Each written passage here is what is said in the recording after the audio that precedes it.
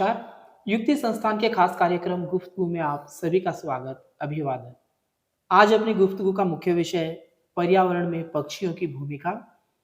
विशेषज्ञ के रूप में आज हमारे साथ राजकीय लोहिया महाविद्यालय के प्रोफेसर डॉक्टर केसी सोनी जी हैं। सर, युक्ति संस्थान की ओर से हम आपका बहुत बहुत स्वागत करते हैं, अभिवादन करते हैं और तमाम जो दर्शक आपको देख रहे हैं, सुन रहे हैं, उनकी ओर से भी मैं आपका बहुत बहुत स्वागत करता हूँ, अभिवादन करता हूँ। धन्यवाद सभी को। मैं दर्शकों को बताना चाह रहा हूँ सर का एक छोटा सा परिचय। आप राजकीय लोहिया महाविद्यालय में प्रोफेसर हैं, जीव विज्ञान आपका विभाग है। आप पक्षी विशेषज्ञ भी हैं, पिछले 30 वर्षों से आप पक्षियों के ऊपर काम कर रहे हैं। आपके 40 से अधिक रिसर्च पेपर प्रकाशित हुए, जो भारत और भारत के बाहर भी पब्लिश हुए हैं। ताल छापर जो अभ्यारण्य है, उसमें आप सलाहकार समिति के सदस्य हैं, हाईकोर्ट ने आपको नियुक्त कर रखा है। एक बार पुनः आपका मैं अभिवादन करता हूँ, अभिनंदन करता हूँ।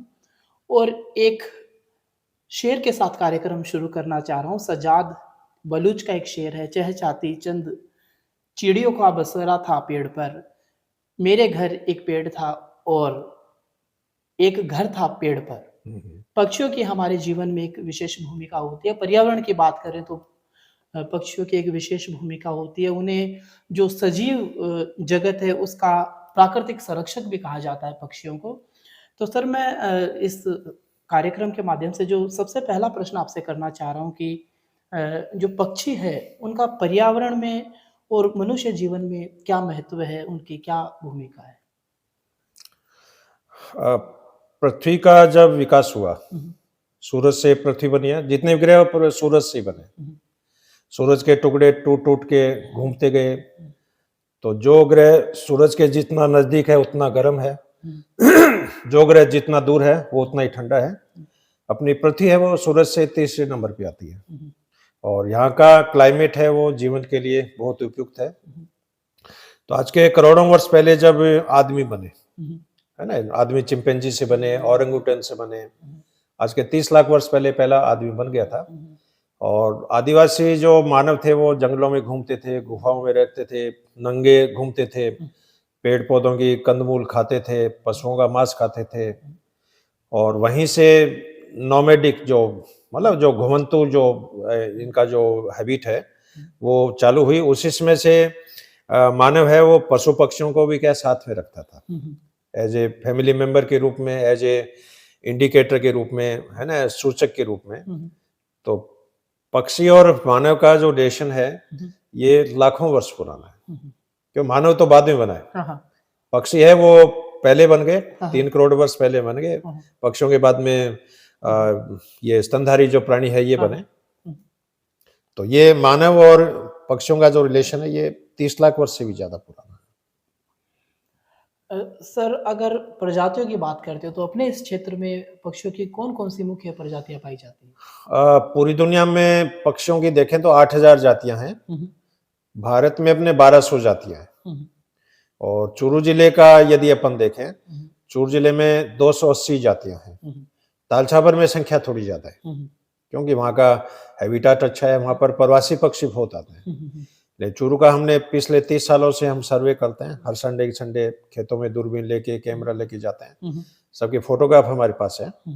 तो मेरे पास जो रिकॉर्ड है ऑथेंटिक वो 280 पक्षियों की। ये जातियां हैं, मतलब उपजातियां अलग हो सकती है ना, ये स्पीसीज है, स्पीसीज सब स्पीसीज अलग अलग। अच्छा। लेकिन 280 का रिकॉर्ड हमारे पास है। अच्छा। मुख्यतः कौन कौन से पक्षी हमारे यहाँ पर इधर इस क्षेत्र में प्रवास करने के लिए आते हैं? यहाँ करीब 70-80 जातियां माइग्रेशन के लिए आती है, जिसमें हैरियर है, मार्स हैरियर है। इसके अलावा अपने जो मानसरोवर झील है ना, मानसरोवर झील से ये राजहंस आते हैं, गीज पक्षी है वो आती है, स्पॉट बिल डक आती है, लिटिल ग्रे पक्षी है वो आती है, पंडुबी आती है। सितंबर के महीने में सोनचिड़ी आती है, लद्दाख से कश्मीर से माइग्रेट करके। अभी गर्मी आएगी तो आप देखना महाराष्ट्र से हरे जो रंग के जो कबूतर होते हैं, हरियल, वो यहाँ पर आ जाएंगे। हॉर्नबिल नाम एक पक्षी है वो यहाँ पर आता है।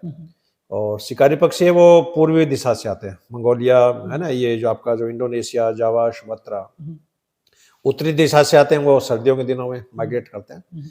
तो माइग्रेशन है पूरे वर्ष भर ही चलता रहता है, सर्दियों में भी होता है, गर्मियों में भी होता है, और हर मंथ में अलग अलग तरह के पक्षी यहाँ पर प्रवास के लिए आता है। मतलब हर हाँ, मौसम सर्दियों में इसलिए आते हैं कि उत्तरी ध्रुव पे बर्फ जम जाती है, और बर्फ जम जाती है तो फिर पक्षियों का वहां पर जीवन बहुत दुर्लभ हो जाता है। अपने यहाँ पर क्लाइमेट अच्छा रहता है, तो सर्दियों में पक्षी अच्छे क्लाइमेट के कारण यहाँ पर रहेंगे, और यहाँ जब गर्मी जब स्टार्ट होगी, वहाँ बर्फ पिघलनी स्टार्ट हो जाएगी, तो ये 15 मार्च के बाद में ये पक्षी फिर अपने जहाँ से आए वहां पर ये वापस चले जाते हैं। भारत कृषि प्रधान देश रहा है, तो पक्षी किसान के मित्र की भूमिका कैसे निभाते हैं, वो भी आप हमें बताएं। पक्षियों की क्या है, खाने पीने की जो हैबिट अलग अलग है। हाँ, शाकाहारी पक्षी भी है, मांसाहारी पक्षी भी है, कीट पतंगे खाने वाली भी है, कीड़े मकोड़े खाने वाली भी है। और फसलों में देखा होगा कि फसलों को सबसे ज्यादा नुकसान कीट पतंगों से होता है, चूहों से होता है, जरबिल से होता है। तो अपने हमारे यहाँ कॉलेज में एंटोमोलॉजी सब्जेक्ट हम पढ़ाते हैं, कृषि कीट विज्ञान जैसे पेपर है, और यहाँ पर भी करीब 400 तरह के इंसेक्ट है, कीट पतंगे जो फसलों के ऊपर निवास करते हैं। और एक पक्षी है वो एक दिन में 300 कीड़े खा जाता है। तो मान लो जिस खेत में 10 चिड़िया भी है ना, और एक पक्षी 300 कीड़े खाता है, इसका मतलब 3000 कीड़े उस खेत से रोजाना। कोई पेस्टिसाइड छिड़कने की जरूरत नहीं है, इंसेक्टिसाइड छिड़कने की जरूरत नहीं है। तो पक्षी है वो किसानों के मित्र है, मानव के मित्र हैं। और ऐसे पक्षियों में एक तो नीलकंठ, जैसे नाम सुना होगा आपने, इंडियन रोलर।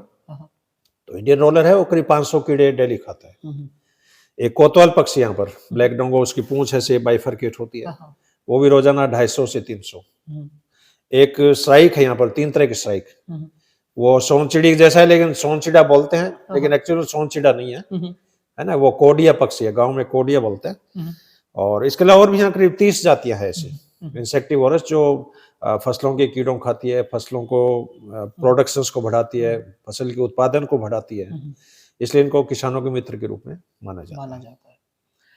सर, पक्षियों के व्यवहार को अपन कैसे समझ सकते हैं? व्यवहार 2 तरह से हम स्टडी करवाते हैं बच्चों को। एक तो चिड़ियाघर में, अपने घर में मान लीजिए कबूतर पाल रखा होगा, पैरेट पाल रखा होगा पिंजरे में, तो पिंजरे में इनका बिहेवियर अलग तरह का होता है, जंगल में बिहेवियर अलग तरह का होता है।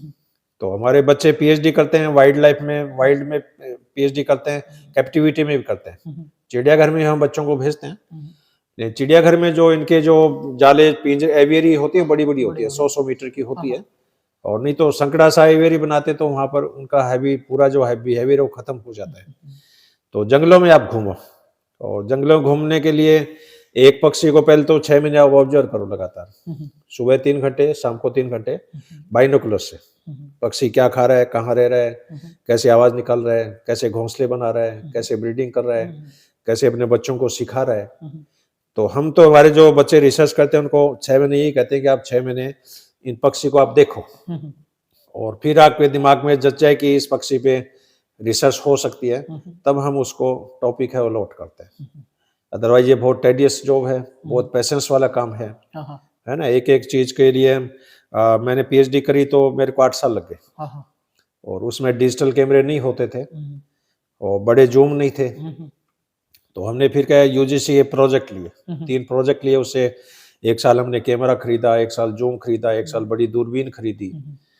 तो मेरे पीएचडी वर्क को 8 साल लगे मेरे को। और मुझे याद है उसमें मैंने रील वाले कैमरे से 20,000 फोटो खींची, एक ही बर्ड्स की, सारी खींची, लेकिन जो रिसर्च वर्क है एक बर्ड्स की 20,000 फोटो खींची, और उसमें 100 फोटो फिर हमने थीसिस के अंदर क्या लगाई। और फिर ये इंटरनेट का जमाना आ गया, डिजिटल कैमरे आ गए। अब तो मेरे पास जो कैमरा है उससे मैंने 10 लाख फोटो खींच लिए, लेकिन 10 लाख रील वाली फोटो खींचे तो खर्चा ही फिर लाखों में पहुंचता है। तो टेक्नोलॉजी जो अब क्या फायदा हो गया, ड्रोन कैमरे आ गए। नहीं पहले हमारे ये था कि भाई माइक्रोवेव टावर पे कोई घोंसला है 100 मीटर ऊंचा, उसकी फोटोग्राफी कैसे करें। अब हम ड्रोन कैमरे से जाके फोटोग्राफी करते हैं, कोई दिक्कत ही नहीं। तो टेक्नोलॉजी बहुत एडवांस हो गई। सर, हम पक्षियों की रक्षा कैसे करें और क्यों करनी आवश्यक है? पक्षियों की प्रोटेक्शन करनी बहुत जरूरी है। 2 तरह से प्रोटेक्शन हम करते हैं साइंस में, एक तो इन सीटू कंजर्वेशन होता है, और एक उनको आर्टिफिशियल सर्विस प्रोवाइड करके। इन सीटू मतलब जंगलों में उनकी सुरक्षा करना, तो यहाँ जैसे ये भगवान दास बागला मुक्ति जो शमशान घाट है, हाँ, हाँ, तो वहां पर पिकॉक के लिए एक बड़ा बाड़ा बना रखा है 100 बाई 100 मीटर हाँ, का। हाँ, और वहां मैं जाके देखता हूँ तो 50 पिकॉक वहां पर आपको एनी टाइम आपको मिलेंगे। वहां उनका प्रजनन भी होता है, अंडे भी देते हैं, उनको डेली वो प्रोटेक्शन भी देते हैं, पानी भी पिलाते हैं। तो ये तो इन सीटू कंजर्वेशन है। और इसके अलावा फिर लेबोरेटरीज हैं, आर्टिफिशियल इंक्यूबेशन सेंटर होते हैं, वहाँ पर अंडों को हम इंक्यूबेट करते हैं, उससे चूजे निकलते हैं, उनको फिर एनवायरनमेंट में छोड़ देते हैं। तो दोनों ही तरह के कंजर्वेशन के तरीके हैं। और पक्षियों के लिए क्या दो चीजें चाहिए, एक तो बेडरूम और एक किचन। किचन का मतलब खाना पीना चूगा, और बेडरूम मतलब पक्षी जहाँ रात्रि को विश्राम करता है। तो पक्षी ऐसी जगह रहेगा जहाँ उसको आसपास में खाने पीने की चीजें मिल जाएं और कोई भी उनको रहने की जगह मिल जाए, क्योंकि हर पक्षी की रहने की अलग अलग जगह है। कोई सुनी हवेलियों में रहता है, कोई खोखले पेड़ों में रहता है, कोई टहनियों में रहता है, कोई झुंड बना के रहता है, कोई अकेला रहता है। तो अलग अलग तरह की हैबिटेट है। तो बेडरूम और किचन जहां पर होगा वहां पर पक्षी रहेगा। पक्षियों के जीवन को मतलब ये जो विकास हो रहा है इससे किस तरह से खतरा है और कौन-कौन से खतरे हैं? वो भी आप हमें बताएं। जंगल खत्म हो रहे हैं, हाँ, है ना। कई बार आपने अखबार में देखा होगा, आर्टिकल आता है, खाली होते गांव उफनते शहर। हाँ, हाँ, गांव के लोग हैं वो शहरों की तरफ जा रहे हैं, जा शहरों के लोग हैं वो गांव में रूरल टूरिज्म के नाम से आ रहे हैं, रहे हैं। है ना, रिलीजियस टूरिज्म के नाम से आ रहे हैं। हाँ, खाटू श्याम जी आ रहे हैं, सालासर आ रहे हैं, जीवन माता के आ रहे हैं, भादो मास में रानी सती के मेले में आते हैं। तो जितने भी बिजनेसमैन है जो शहरों में रह रहे हैं उनका जीवन उब गया है, एकदम स्ट्रगल फुल लाइफ है, स्ट्रेसफुल लाइफ है। और वो एंजॉयमेंट के लिए किसी न किसी बहाने है, चाहे वो धार्मिक टूरिज्म हो, चाहे हेल्थ टूरिज्म हो, चाहे मेडिकल टूरिज्म हो, चाहे रूरल टूरिज्म हो। तो ये मेन प्रॉब्लम है। और शहर बसेंगे तो वहां पर फिर क्या है कि जमीनें प्लेन हो रही है, जितने पेड़ पौधे हैं वो सारे कट गए। तो पेड़ पौधे कट गए तो पक्षियों के रहने की जो आवास का जो जगह थी वो खत्म हो रही है। और खत्म हो गई तो भी फिर ये अलग अलग शिफ्ट में देखता हूँ शहरों में बिजली के खंभों के ऊपर भी पक्षी रह रहे हैं। पिछले साल मेरा कलकत्ता जाना हुआ तो वहाँ एक बाड़ी के अंदर लोहे के तार का मैंने घोंसला देखा। ये घोंसले तो क्या लकड़ियों के धागों के इनके होते हैं, अब शहरों में लकड़ियां है नहीं, तिनके है नहीं, तो वो प्लास्टिक के तार है, प्लास्टिक के धागे है ना, बिजली की तार है, उनसे घोंसला बना रहे हैं। और मोबाइल टावर से रेडिएशंस बहुत निकलते हैं, इंफ्रारेड रेडिएशंस, मोबाइल से रेडिएशंस निकलती है। घरों में ये जो मार्बल के आंगने होते हैं इससे किरणें निकलती है। तो रेडिएशन क्या पूरी दुनिया गर्म हो रही है और रेडिएशन से आप बच नहीं सकते। आपकी घड़ी में यदि रेडियम वाला डायल है तो उसे भी रेडिएशंस निकल रही है, आपके हाथों में कैंसर हो जाएगा। आप टीवी देखते हो उसे रेडिएशंस निकलती है, लैपटॉप से रेडिएशंस निकलती है, मोबाइल से रेडिएशंस निकलती है, ये जो हेलोजन लाइटें हैं इनसे रेडिएशंस निकलती है, ग्रेनाइट के आंगनों से रेडिएशंस निकलती है ना। हॉस्पिटल में आप कहीं भी जाओ, नर्सिंग है, एक्सरे मशीनें हैं, सीटी स्कैन मशीनें हैं, तो कुल मिला के पूरी दुनिया है वो तरंगों से गर्म हो गई है। और रेडिएशन के कारण चिड़ियों में क्या अंडे नहीं बनते हैं, अंडे बनते हैं तो उनके कवच कमजोर रहते हैं, फूट जाते हैं, कमजोर बच्चे पैदा होते हैं। तो आपने देखा होगा पिछले 10 सालों में चिड़ियों की पॉपुलेशन 70% खत्म हो गई है इन टावर के कारण। और चूरू में इस समय करीब 120 टावर है मोबाइल के, और कितनी तरंगे आ रही है, रोजाना लाखों फोन आते हैं, लाखों फोन जाते हैं। तो तरंगों का एक वेब बन गया, वेब। और इस वेब के कारण पूरी पृथ्वी है वो गर्म हो रही है। और ये चिड़ियों के लिए नहीं, मानव के लिए भी खतरा है। मानव है उसको भी ब्रेन ट्यूमर की संभावनाएं बहुत बढ़ गई है, ब्रेस्ट कैंसर की संभावनाएं बहुत बढ़ गई है, बहरे होने की संभावनाएं बहुत बढ़ गई है, दिमाग में विकृति आनी स्टार्ट हो गई है, दिमाग की सोचने की क्षमता खत्म हो गई है। और आने वाले दिनों में इसकी मात्राएं बढ़ेगी। और अब नई आर्टिफिशियल इंटेलिजेंस टेक्नोलॉजी आ रही है, साइबर क्राइम टेक्नोलॉजी आ रही है। तो ऐसे रोबोट अब तैयार हो रहे हैं कि वो आदमी का काम सारा करेंगे। स्कूलों में भी रोबोट पढ़ाएंगे, ऑपरेशन भी रोबोट करेंगे। है कोई रिलायंस के माल से सामान लाना है, रोबोट आपका ले आएगा, कपड़े आपका रोबोट धो देगा, झाड़ू आपका रोबोट कर देगा। और ये जो आर्टिफिशियल टेक्नोलॉजी है बहुत ही यूज है, लेकिन इसका खतरा बहुत है। आने वाली मानव सभ्यता खत्म हो जाएगी ऐसा मुझे लगता है। आदमी खत्म हो जाएगा, ज्यादा दिन सर्वाइव नहीं करेगा।